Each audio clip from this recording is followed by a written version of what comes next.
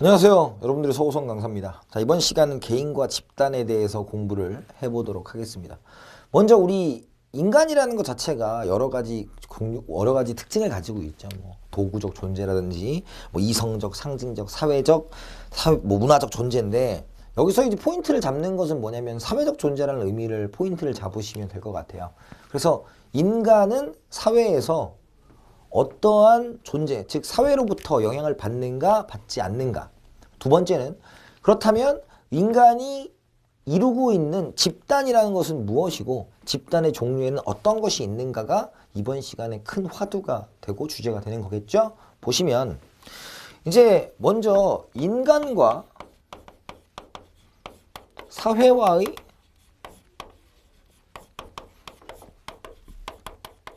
관계를 보도록 하겠습니다. 인간과 사회와 관계. 인간과 사회는 어떠한 영향을 주고받는가가 포인트가 되겠죠. 인간과 사회는. 그러면 잘 보세요. 개인과 사회 중에서 사회의 영향을 받는 경우가 있겠습니다. 자, 우리는 사회 영향을 받고 있습니까? 안 받고 있습니까? 이 강의를 보시는 분들도 기본적으로 대학이라는 곳에 가서 기본적인 졸업장이 있어야만 우리나라에서 살아가기가 쉽다라는 것을 알고 계시는 분들이겠죠. 그죠? 그러니까 우리가 독학사라는 것을 공부하는 것이죠. 즉, 우리나라에서는 대졸이 인정받는다. 그럼 대졸이 인정받으니까 우리는 대졸이 되기 위해서 노력을 해야 되겠다라는 것이죠. 이해가십니까? 우리는 사회 영향을 받고 있습니까? 안 받고 있습니까? 받고 있어요. 간단한 것은 우리가 왜 숟가락 젓가락으로 밥을 먹는가? 그죠? 왜 판사, 검사, 변호사, 의사가 좋은 직종이고 그런 사람이 결혼 신랑감 순위 1순위가 되는가? 이런 것들이 다 사회에 영향을 받는 거죠. 만약에 이런 직업적인 특징이 아프리카로 가게 된다면 아프리카는 추장이 1순위겠죠. 추장이 1순위. 이해가십니까? 즉 개인이 사회의 영향을 받고 있고 사회의 영향력은 무궁무진하다라고 얘기하는 것이 사회 실제론입니다.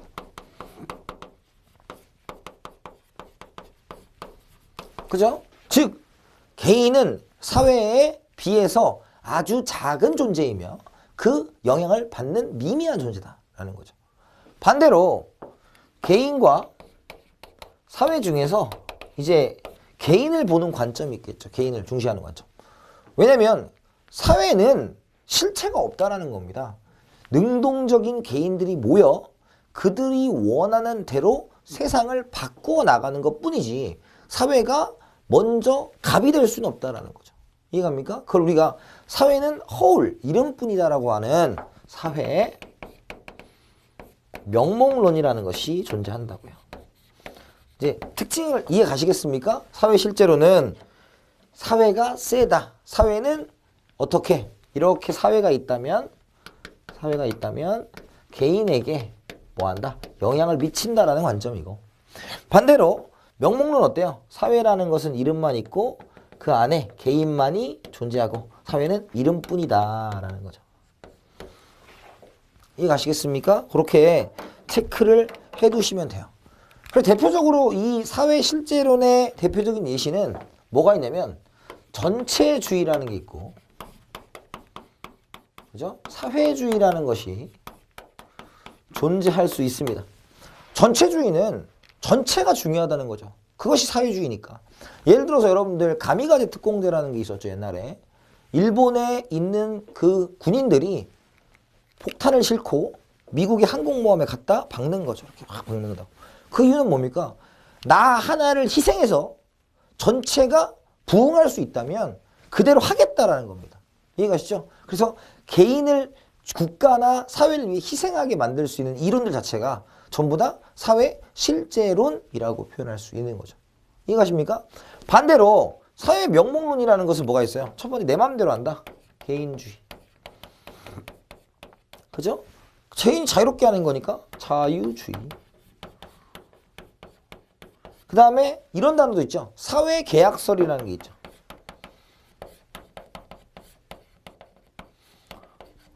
자, 사회계약설은 뭐냐면 이 이론이 등장하기 전에 국가라는 존재는 본래 주어진 것이었다고 봤어요. 그래서 왕권 신수설이라는 것도 있었고 즉 왕이라는 것은 신이 전지전능한 권력을 부여한 것이다 라고 봤습니다. 그런데 사회계약설이 등장하고 나서 개인들이 합의에 의해서 국가를 만들어냈다라는 거예요. 이해가십니까? 자연 상태에서의 개인들은 그들의 자연권을 보장받을 수 없기 때문에 그들이 합의하에 국가가 만들어졌다. 그럼 국가가 먼저입니까? 개인이 먼저입니까? 개인이 먼저가 되죠. 이해가십니까? 그런 의미에서 사회계약서는 사회 명목론이 된다는 겁니다. 그럼 우리가 더 쉬운 얘기로 가보면 이런 거 있겠죠. 여러분들도 예전에 이제 고등학교에 가실 때 고등학교를 이제 공부를 잘하는 학교로 가느냐 아니면 그렇지 않은 학교로 가느냐겠죠. 그럼 예를 들어 공부를 잘하는 학교에 가야 된다고 주장하는 사람들은 뭡니까? 그 개인이 가면 학교의 분위기에 딱 적응을 한다는 거죠. 그래서 그 학교 분위기에 맞는 사람이 될 것이기 때문에 분위기, 사회에 의해서 개인이 변화할 것이다 라는 관점에서 좋은 학교를 보내려고 하는 거죠. 고등학교를. 그리고 대학교는 시험 봐서 가는 거니까. 반면에 개인을 중시하는 명목론은 어느 학교에 가도 상관은 없다라는 거예요. 자신이 어떻게 노력하느냐에 따라서 모든 것이 결정된 거지 그것들이 사람에 의해서 그죠? 그게 사회에 의해서 바뀌지 않는다. 그래서 개인을 중시한다. 그래서 어디 가도 자기가 하기 나름이다라는 이론을 펼칩니다. 그래서 공부의 신 있잖아요. 공부의 신. 옛날 드라마 중 공부의 신에서 김수로라는 선생님이 갔을 때 학교가 바뀔 거다라고 하면 개인을 중시하니까 명목론이고 그죠? 그 사람도 별 수 없다 그러면 실제론이죠. 우리가 우리가 대통령 선거나 국회의원 선거할 때 새누리당이나 민주당 보고 뽑으면 실제론이죠. 근데 개인을 보고 뽑으면 명목론이 된다. 그렇게 정리를 해두시면 되고요. 우리가 요거는 간단한 거예요. 그죠? 마지막 예를 들면 일본 사람은 나빠요, 안 나빠요? 개개인은 굉장히 친절합니다만 일본은 나쁘다고 볼 수 있죠. 그건 실제로의 영향이다 라는 거 체크를 해두시면 됩니다. 그래서 우리 책에 보면 명목론과 실제론에 대한 이야기를 했고 실제론에 하나의 예가 있다면 유기체설도 여기 있죠. 유기체설. 사회 유기체설은 뭐냐면 유기체는 생물체니까 지금 제가 여러분들에게 강의를 할 수 있는 이유도 내 안에 있는 것들이 제 기능을 다하기 때문에 수업을 할 수 있다라는 거죠. 근데 이 부분이 부분이 중요하겠어요? 저 자신이 중요하겠어요? 저 자신, 생물체는 전체가 중요하지 부분이 중요하지는 않을 것이다 라는 관점에서 사회를 하나의 생물체로 보는 사회 유기체설도 실제로 된다라는 거 체크를 해두시면 되겠습니다. 아시겠죠? 자, 그래서 여기 첫 번째 본 게 인간과 개인간과 사회와의 관계, 개인과 사회와의 관계에서 사회에 쓰다, 실제로 아니다, 명목론 이렇게 나눠 보시는 거였습니다. 자, 이제 본격적으로 이제 집단으로 한번 들어가 보도록 할게요. 집단. 자, 집단이란 단어를 들어보셨을 거예요. 우리는 사회 집단이란 단어를 쓰고 있다. 그럼 사회 집단이라는 게 뭐냐라는 거죠.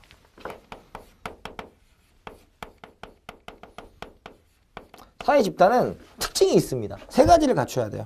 첫 번째, 이인, 이상.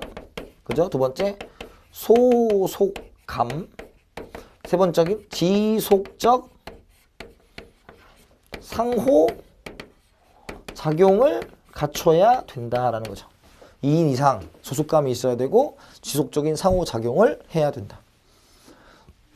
자, 포인트를 잡읍시다. 2인 이상 소속감 지속적인 상호 작용이잖아요. 그럼 결론은 이게 있어야만 사회 집단이에요. 즉 사람이 모여 있다고 해서 그것이 사회 집단으로 볼 수는 없다라는 거죠. 이해가십니까? 그럼 예를 들어서 어떤 게 있습니까? 예를 들어 우리가 지하철을 타거나 축구 경기를 볼 때 사람들이 모여 있어요. 그렇죠? 모여 있어서 우리가 골이 났을 때 옆 사람들 막 껴안고 할 수 있잖아요. 그죠? 그러면 그 사람하고 연락하고 지내면 집단이 될 수 있죠. 그렇죠? 근데 연락을 안 하고 그 자리에서 대한민국 외친다고 해서 사회 집단이 되지는 않는다는 거예요. 이해가십니까? 그래서 포인트가 소속감과 지속적인 상호작용이 있어야 돼요. 두 번째는 우리가 꼭 오프라인에서 면대면으로 만나서 그들과 집단을 이루는 것만이 사회 집단이냐? 그건 아니라는 거죠. 왜냐면 우리가 실제로 만나지 않더라도 사이버 공간에서 소속감과 지속적인 상호작용을 2인 이상이 갖고 있다면 그것도 사회 집단으로 볼 수 있습니다. 따라서 이런 것들과는 구분해야죠. 군중, 관객, 청중은 사회 집단이 아니다라고 보시면 돼요. 이해가십니까? 또 하나 이런 개념도 있어요. 통계적 범주라는 개념도 있습니다. 통계적 범주는 통계처리를 하는 거죠. 예를 들어서 뭐 키가 180 이상인 사람, 그저 비만인 사람 이렇게 하는 거죠. 그럼 걔네들은 집단이 아니죠. 다만 그들에게 뭔가의 불이익이 닥쳤을 때는 그들이 모여서 소속감과 지속적인 상호작용을 만드는 여러 가지 것들을 만들어낼 수 있죠. 그러면 사회 집단으로 발전할 가능성이 있지만 통계적 범주로는 사회 집단이라고 말할 수는 없다. 이해가셨습니까? 그래서 사회 집단은 이런 특징을 가지고 있고, 특히 여러분들이 오해하는 게 나랑 내 친구랑 둘이 다닌다 이거예요. 그걸 우리가 또래 집단이라고 하죠. 또래 집단은 사회 집단입니다. 아시겠죠? 2인 이상이 되니까. 자, 그럼 이제 사회 집단을 이제 분류를 해보죠. 분류. 그래서 첫 번째 나온 분류적 요소가 뭐가 나와 있냐면 이제 퇴니스라는 사람이 분류를 했어요. 퇴니스. 그래서 퇴니스라는 사람이 뭘 따서 소속감에 따라서 소속감이 있느냐 없느냐로 따지는 거죠. 아니 소속감이 아니죠. 소속감은 섭노입니다. 자, 여기는 뭐예요? 죄송합니다. 결합의지. 그죠? 결합의지. 결합의지라는 건 뭐냐면 내가 이 집단에 가입하고자 하는가를 따지는 거예요. 이해가세요? 그러면 결합의지가 있다면 이걸 우리가 뭐라고 부르냐면 이익사회라는 이름으로 부릅니다. 이익사회.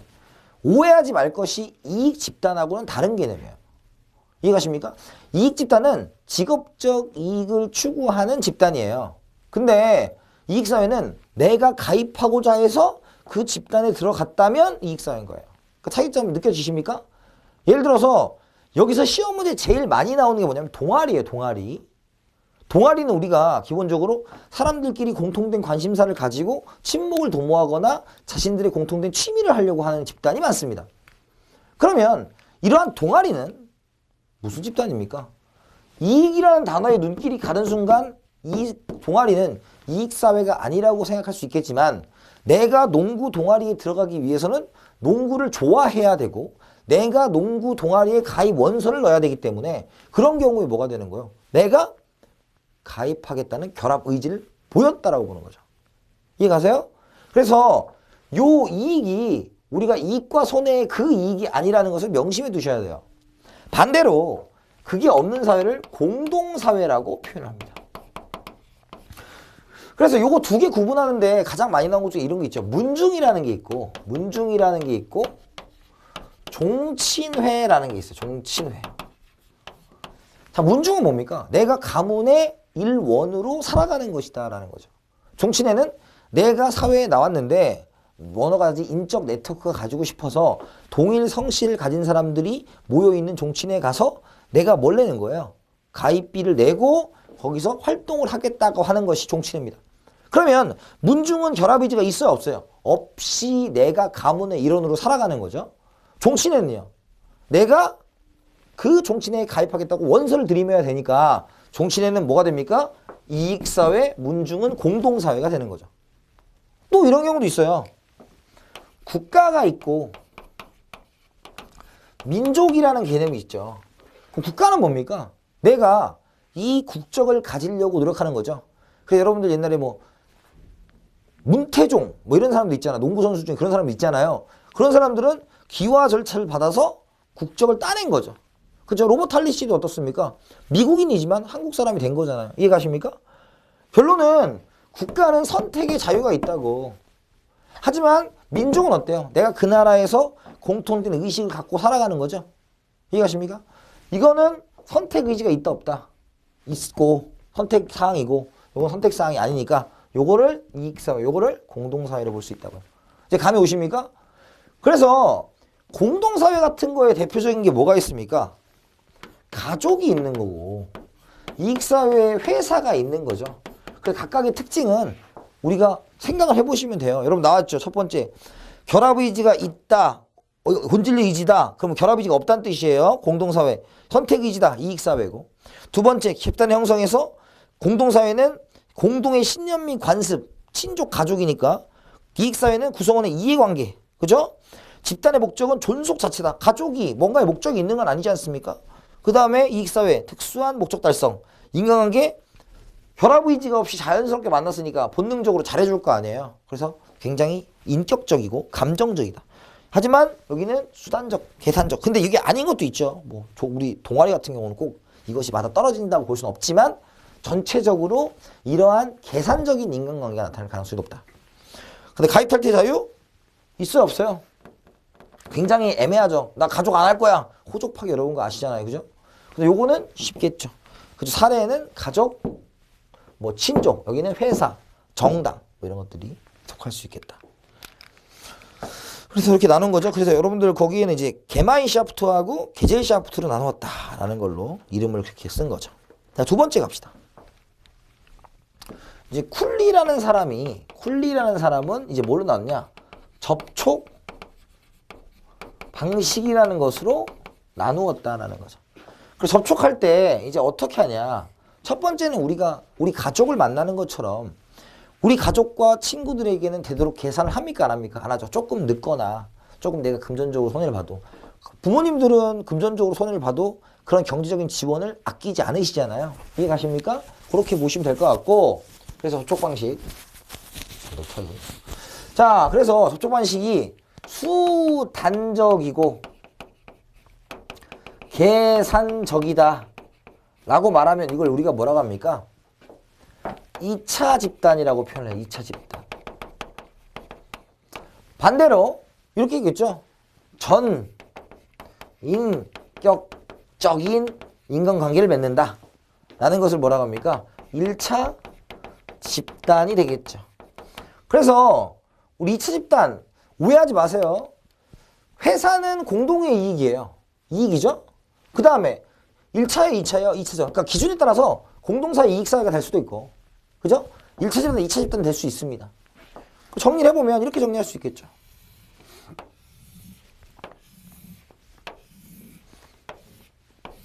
자, 공동사회, 이익사회. 그죠? 1차 집단, 2차 집단으로 나누어서 공동사회에 해당하는 1차 집단은 뭐가 되겠어요? 당연히 가족이 되겠죠. 이익사회에서 1차적 성격을 지는 게 뭐예요? 2차적 성격을 지는 게. 그죠? 여기 뭐가 있습니까? 뭐 동아리 이런 게 있겠죠. 또래 집단은 여러분 자연 발생적으로 봐요. 내가 쟤랑 친구가 되겠다라는 생각보다 같이 어느 공간에서 어울리다 보니까 친구가 되는 경우가 많더라라는 거죠. 이해가십니까? 그 다음에 2차이면서 공동인 경우는 없겠죠. 그죠?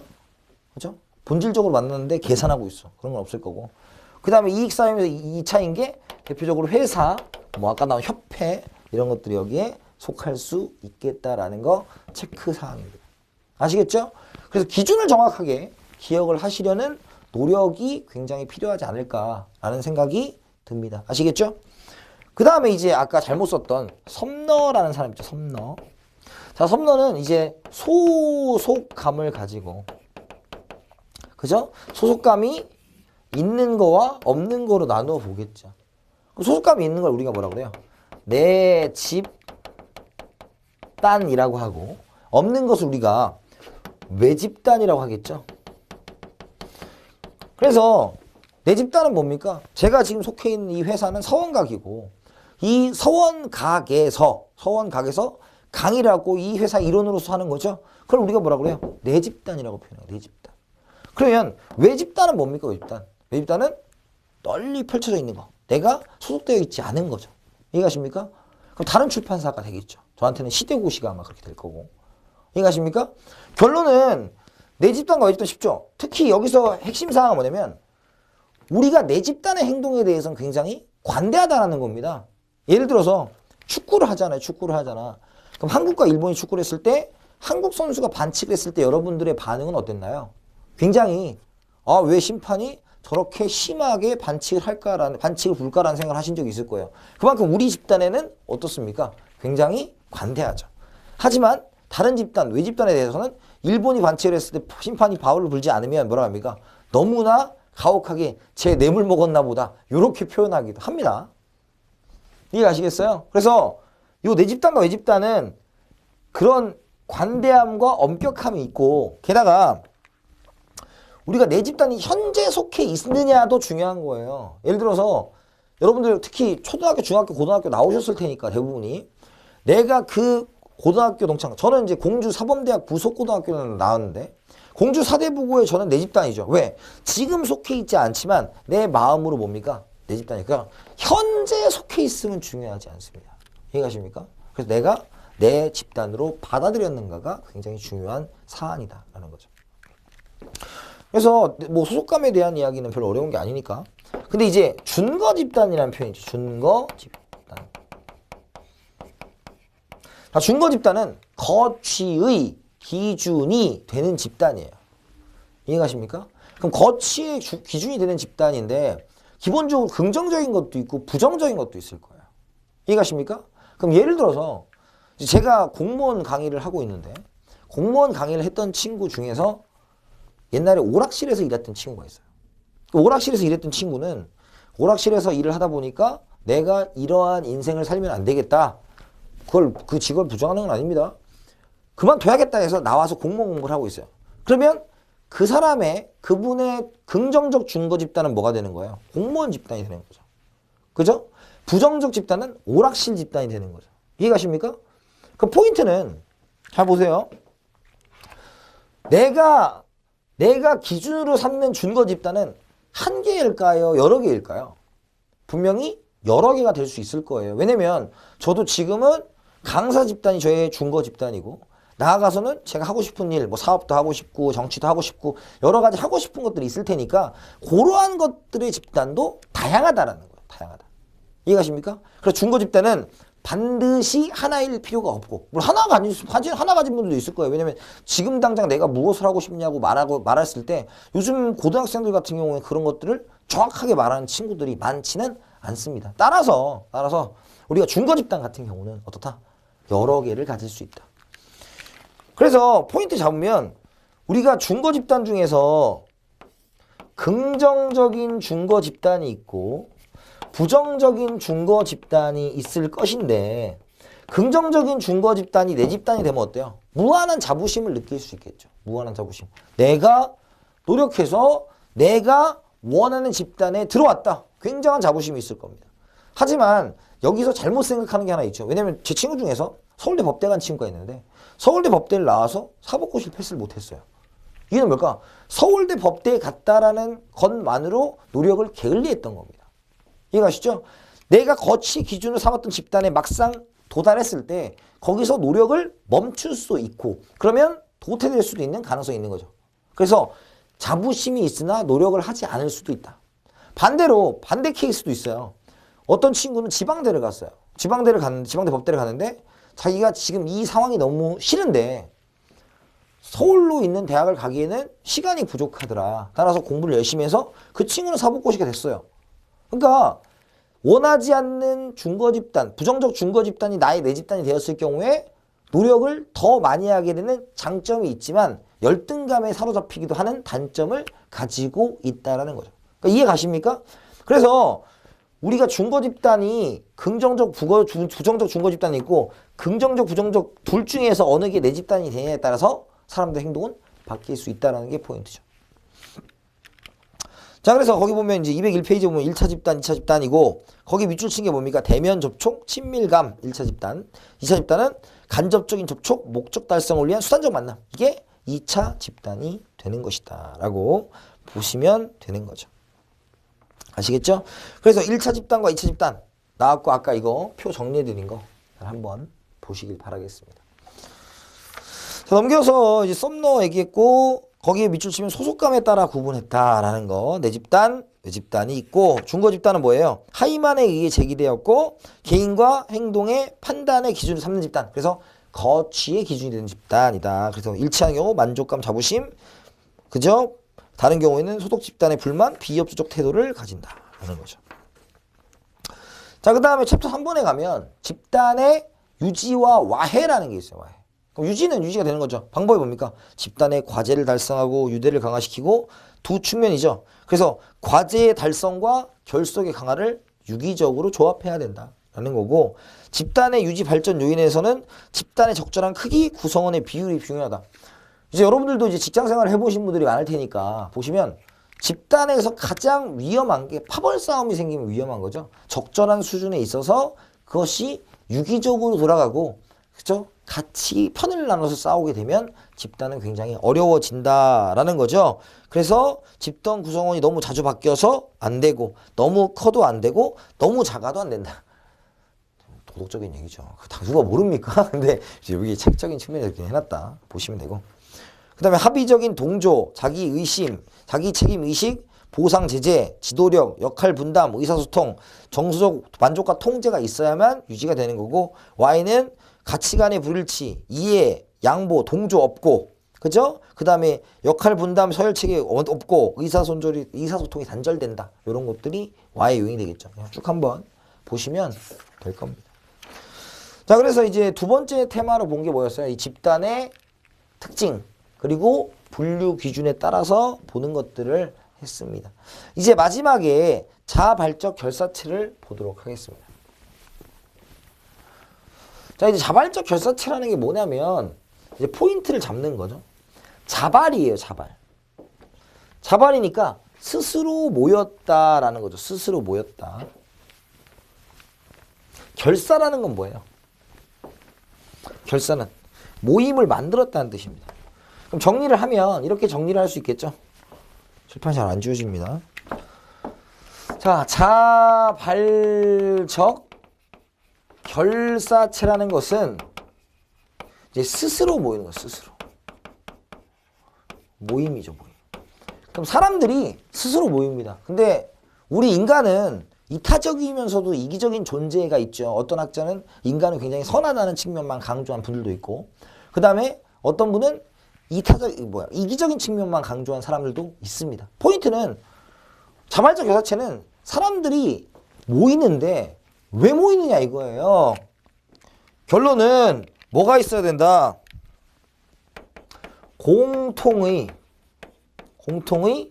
관심사가 존재해야만 모일 거 아니냐라고 얘기하는 거죠. 공통의 관심사가 있어야 모일 것이 아니냐.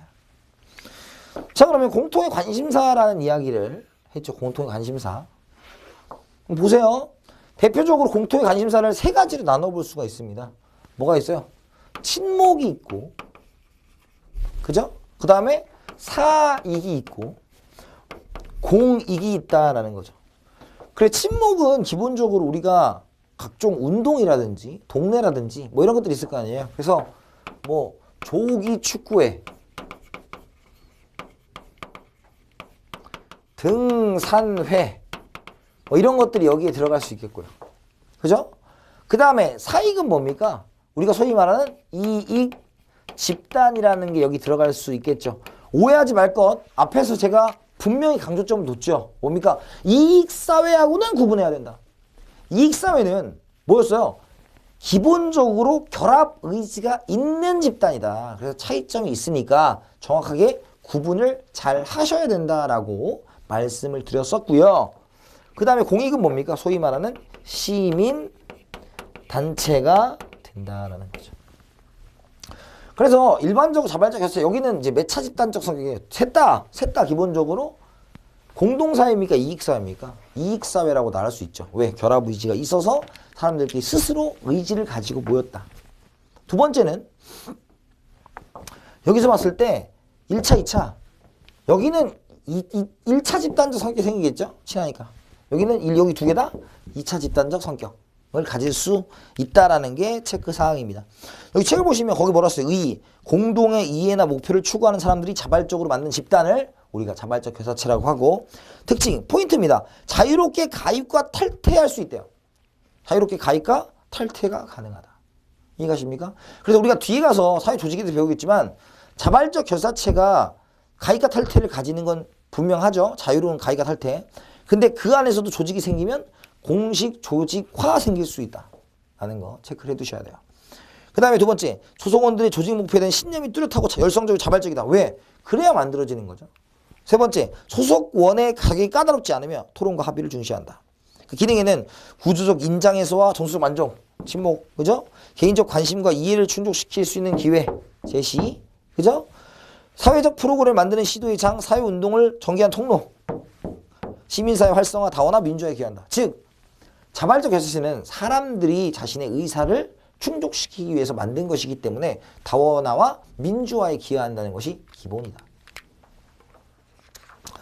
그래서 자발적 형성의 친교, 특정 이익, 사회 공익. 아까 얘기했죠? 친목, 그죠? 사익, 공익. 문제점이 있죠. 조직 내. 여러분 조직 내에 형성되는 걸 우리가 사회 조직에서 비공식 조직이라고 할 건데 비공식 조직도 엄밀히 말하면 그네들이 친목을 위해서 자기네들 스스로 모인 거죠. 그러니까 자발적 결사체라고 볼 수 있는 겁니다. 비공식 조직도. 그러면 장점은 뭐겠어요? 당연히 그 안에서 친목을 도모하고 그러면 회사 다닐만 나고 생산성이 높아질 수 있는 가능성이 있지만 단점은 등산의 수속, 그죠? 산악회 수속, 낚시의 수속, 파벌이 만들어져서 그러한 공식적인 조직의 그런 루트를 막아버릴 수가 있는 거죠. 파벌이 형성될 수 있다. 라는 거. 그죠? 또한 외부적일 때는 어때? 이익 집단은 그들의 이익만 추구하는 거니까 공익과 침해될 수 있는 부분들이 있다. 라는 걸로 체크를 해두시면 되겠죠? 그래서 자발적 결사체는 뒤에 사회조직 가서 다시 한번 보겠지만 스스로 만들고자 하는 의지가 있어서 가입과 탈퇴가 까다롭지 않고 민주적이고 자유롭게 형성되는 친목을 위하거나 사익을 위하거나 공익을 위한 집단을 우리가 자발적 결사체라고 한다 정도로 체크를 해두시면 될 것 같습니다. 자, 그래서 이번 시간에 이제 배운 내용이 뭐냐면 첫 번째 뭐 배웠습니까? 사회 명목론과 실제론이고 그걸 구분하는 방식은 사회가 개인에게 영향을 미치느냐, 개인이 사회에 영향을 미치느냐. 그 사회 실제론은 대표적인 이론이 사회 유기체설, 전체주의, 사회주의였고요. 그 다음 명목론은 개인주의, 자유주의, 사회계약설이니까 우리가 예시를 통해서 어떤 예시인지 한번 보시면 될 것 같고 두 번째로 배운 것이 뭐냐면 사회 집단의 종류에서 결합의지에 따라서는 있다, 이익사회, 없다, 공동사회. 접촉 방식 계산적이다, 2차 집단. 아니다, 1차 집단. 그죠? 그 다음에 세 번째로 나온 것이 뭡니까? 거치의 기준이 되느냐? 중거 집단. 내가 소속되어 있냐? 내 집단. 아니다, 외 집단. 그래서 중거 집단과 내 집단의 관계. 그죠? 잘 체크를 해두시면 될 것 같고 마지막 자발적 결사체는 방금 얘기한 것처럼 요 세 가지의 특징을 가진 스스로의 목적을 가지고 만들어진 집단을 우리가 자발적 결사체라고 한다라는 거 체크해 두시면 되겠습니다. 아시겠죠?